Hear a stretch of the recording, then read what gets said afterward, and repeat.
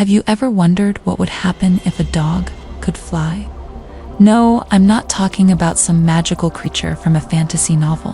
What if I told you that the Draco Dog, a mythical-sounding creature, once roamed the earth with traits that were part fantasy, part reality? Sounds strange, right? Today, we're diving into the evolution of the Draco Dog, its real and the challenges it faces in today's world. Stay with us to uncover how this incredible animal came to be, how humans influenced its existence, and why its future might be at risk. Thousands of years ago, in the lush forests and dense jungles of Southeast Asia, the Draco Dog was not the charming pet we know today. It was a wild creature, a part of an intricate ecosystem where its flightless ancestors used their agility and keen hunting skills to survive.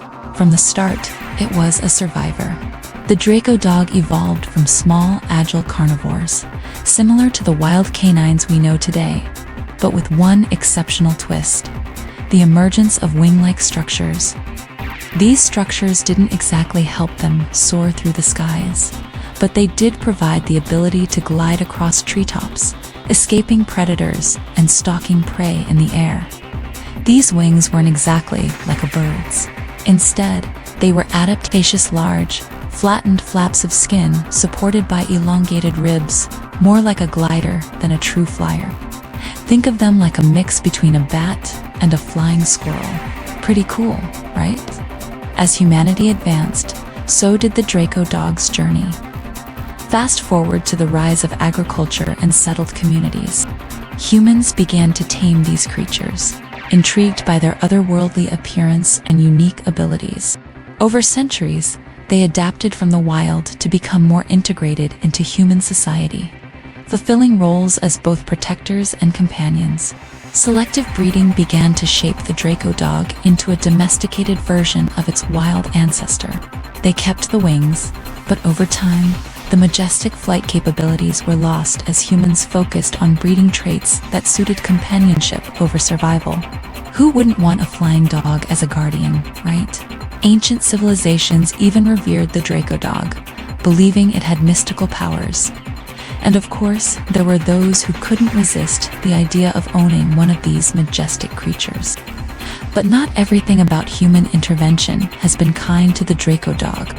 While they gained popularity as companions, they began facing modern challenges, health problems, and behavioral shifts that have made survival increasingly difficult.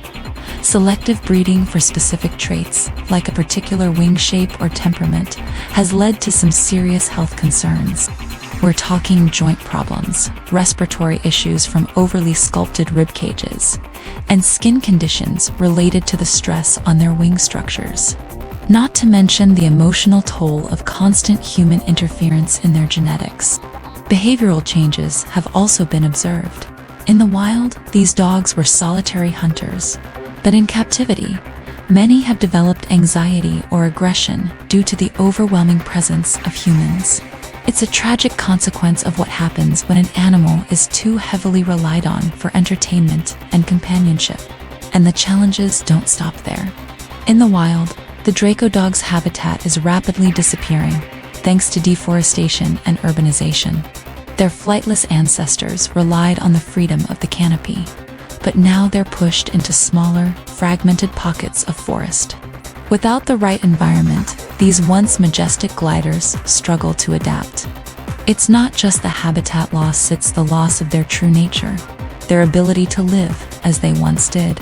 So, what does this all say about us as humans? When we shape the world and the animals around us, we also shape ourselves. The Draco Dog is a perfect example of how our actions, whether it's taming, breeding, or even exploiting animals, have a deep impact on their survival and well-being. Have we truly created a better life for them? Or have we unintentionally compromised their future? Here's where we can make a change.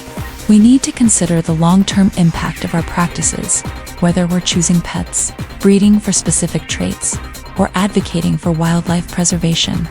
It's time we reflect on the true cost of what it means to live alongside animals and how we can help protect their natural state. So, what do you think?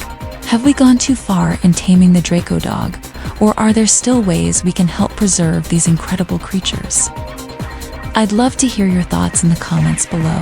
Don't forget to like this video if you learned something new. And if you're as fascinated by the Draco dog as I am, hit that subscribe button to keep exploring the wonders of our world. Until next time, let's work together to make sure we're doing more for animals than just taking.